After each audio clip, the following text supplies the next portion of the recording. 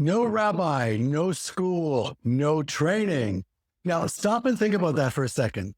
In Jesus' day, if you wanted to teach in the temple courts, the expected path was years spent studying under a recognized rabbi, sitting under him, learning everything he knew before you ever taught on your own. But Jesus never had any of that. No rabbi, no training, nobody who taught him what he knew. And yet, here's what happens. He walks into the temple courts and starts teaching. And the Jews who heard him, well, they can't figure out how somebody who was never taught knows this much. Now, let me ask you, does this sound familiar to you? Maybe you felt like you're not smart enough, not trained enough, not qualified enough to really understand the Bible for yourself. No, I know that feeling personally. There was a time where I'd pick up my Bible, start reading, and just closed it after a few chapters in.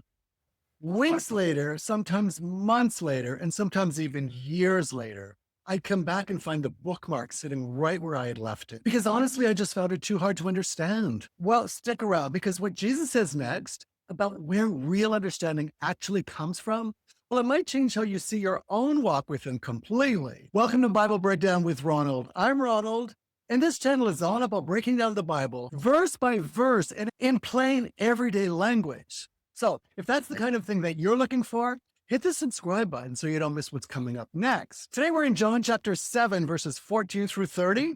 All right, let's get into it. So let's set the scene. Last time we saw Jesus' own brothers press him to go up to the Festival of Tabernacles and reveal himself publicly, right? And Jesus told them, my time has not yet come. So he didn't go up with them. Instead, he went up later, quietly, not publicly. Now here's where we pick up. Scripture tells us that not until halfway through the festival did Jesus go up to the temple courts and to begin to teach. So the very crowd that had been wondering where he was and whether he'd even show up, well, now they're seeing him standing there teaching. And what stuns them isn't just what he's teaching, it's who's teaching it. A man with no formal rabbinic training standing in the temple courts, teaching with an understanding that leaves even the religious experts amazed. And here's how it all plays out. Now, there's a lot going on in this passage, so let's break it down piece by piece. And the first thing worth knowing is this isn't actually the first time this happened. In the book of Luke, chapter 2, verses 46 and 47, after 3 days, they found him in the temple courts, sitting among the teachers, listening to them and asking them questions. Everyone who heard him was amazed at his understanding and his answers. That's Jesus at 12 years old. Even as a boy with no formal teaching, he's already astonishing the religious leaders. So by the time we get to this moment in chapter 7, years later, this isn't a fluke. It's the same pattern all over again. Now, let's look at where his authority is actually coming from. Verse 14, not until halfway through the festival did Jesus go up to the temple courts and begin to teach. And verse 15, the Jews there were amazed and asked, how did this man get such learning without having been taught? So right out of the gate, this crowd's confusion is the whole point of this passage.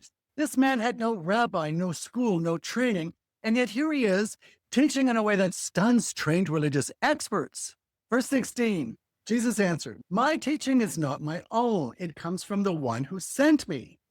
Now think about that for a second. He's not saying I figured this out myself. He's saying this teaching comes straight from God. And again, this isn't the first time that he said something like this. Back in John chapter 5, verse 30, he already told them, by myself I can do nothing, for I seek not to please myself, but him who sent me. So this isn't a new claim. It's the same claim over and over. Everything Jesus does traces back to the Father.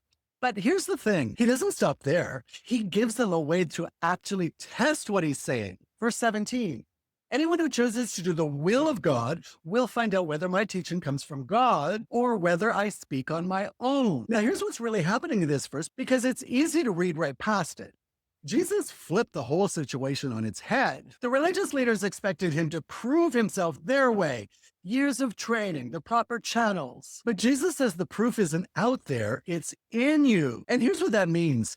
God never meant for anyone studying his word and obeying it to be two separate things. They go together. You can't really obey something you don't understand, and you can't say that you understand something if you're not willing to live it out. And Jesus makes that same point himself later on in John chapter 8, verses 31 and 32. To the Jews who had believed him, Jesus said, if you hold to my teachings, you are really my disciples.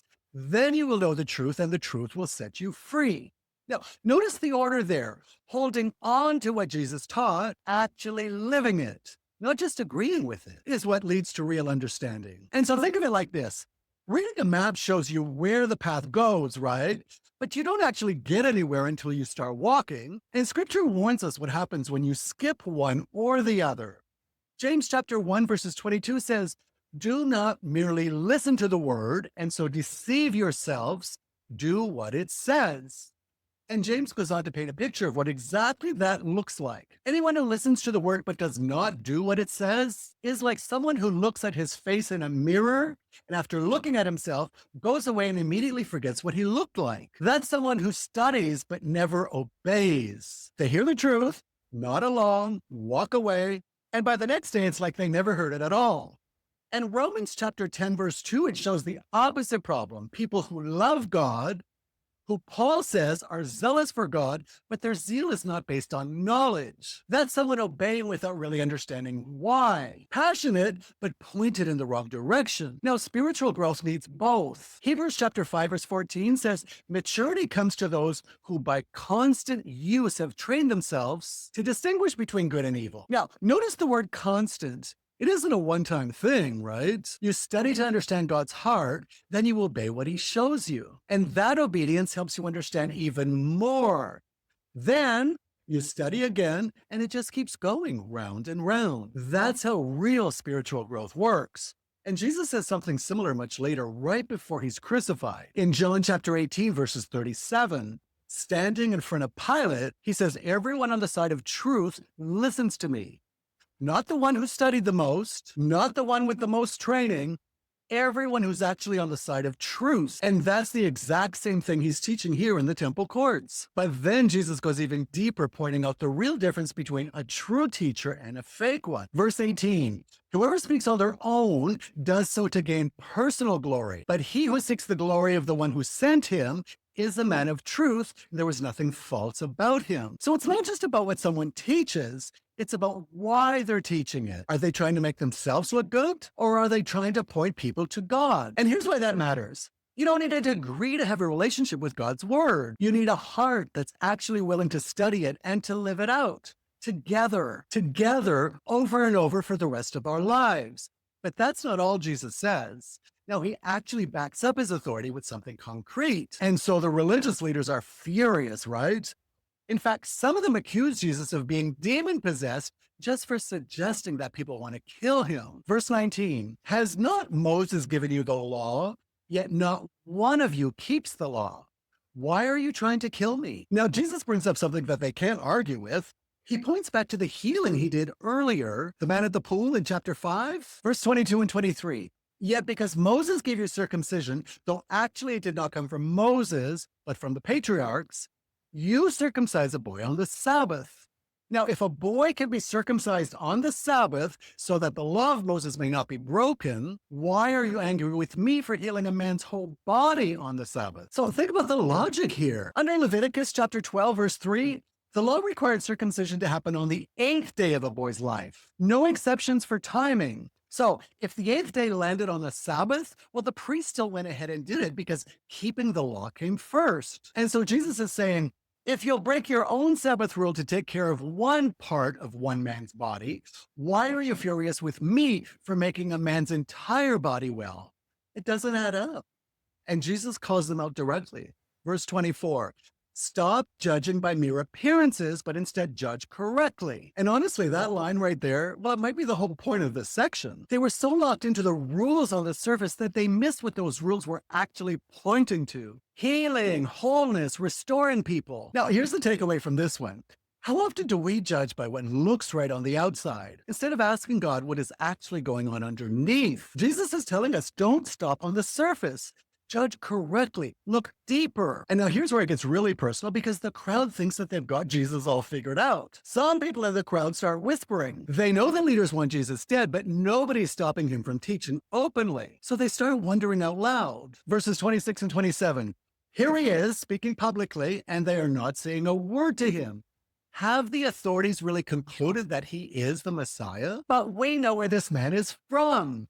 When the Messiah comes, no one will know where he is from. Now, did you catch what's actually happening here? They actually think knowing Jesus' hometown, his family, his background disqualifies him from being the Messiah. They've got the facts right, the hometown, the family, the resume, and they're using those facts to talk themselves out of the truth standing right there in front of them. Now, think about how that works in real life, too. You can know a lot of things about someone and still completely misunderstand who they are. Knowing where somebody grew up isn't the same as knowing their heart. And that's exactly the mistake that's happening in this crowd. Verses 28 and 29, then Jesus, still teaching in the temple courts, cried out, yes, you know me, and you know where I am from. I am not here on my own authority, but he who sent me is true. You do not know him, but I know him, because I am from him and he sent me. Now, honestly, I've had plenty of conversations with people who tell me confidently what they think Jesus believes, what he'd say about this or that. But when you ask them the last time that they actually opened his word themselves, well, they can't answer. They're not describing Jesus. They're describing an assumption about Jesus and calling it faith or spiritual, as some would say. So, ask yourself honestly, is your faith built on facts that you've collected secondhand or on actually knowing the one those facts point to? Verse 30, at this they tried to seize him, but no one laid a hand on him because his hour had not yet come. So let's go back to where we started. No rabbi, no school, no training. And that's what stunned the crowd about Jesus. He walked into the temple court and teaches with an understanding that leaves the trained religious experts amazed, and he never sat under a single one of them. But now you know why. It was never about where he studied. It was about who sent him, about a heart that's willing to both learn from him and live it out. The proof wasn't in the resume. It was whether the listener was actually willing to walk with God, study his word, and obey what it says together as one ongoing way of life. So think about what that means for us. You don't need a seminary degree to grow in your understanding of God's word. What you need is a willing heart, one that's ready to keep studying and keep obeying, letting each one deepen the other. That's the real credential Jesus was pointing to the whole time. Not human approval, a heart surrendered to God. So here's what I want you to take with you. The next time you feel like you're not qualified to understand the Bible, remember, Jesus said real understanding grows out of a willing heart, not a diploma. Open his word, live out what you find there, and let that shape how you study it next. That's where real understanding starts, and it never really stops. And now next time, we're going to be moving into John chapter 7, verses 31 through 52. And it gets even more intense. The crowd starts openly debating whether Jesus is really the Messiah, and the religious leaders make their move to shut him down for good. That one's going to hit different. Now, thank you so much for watching. Before we go, let's pray together. Father, thank you for your word. We ask that you'd open our hearts and minds to what we've heard today. Give us a genuine willingness to obey it, and let that willingness be the door you use to help us truly understand. In Jesus' name we pray. Amen. God bless you all, and I hope to see you in the next one.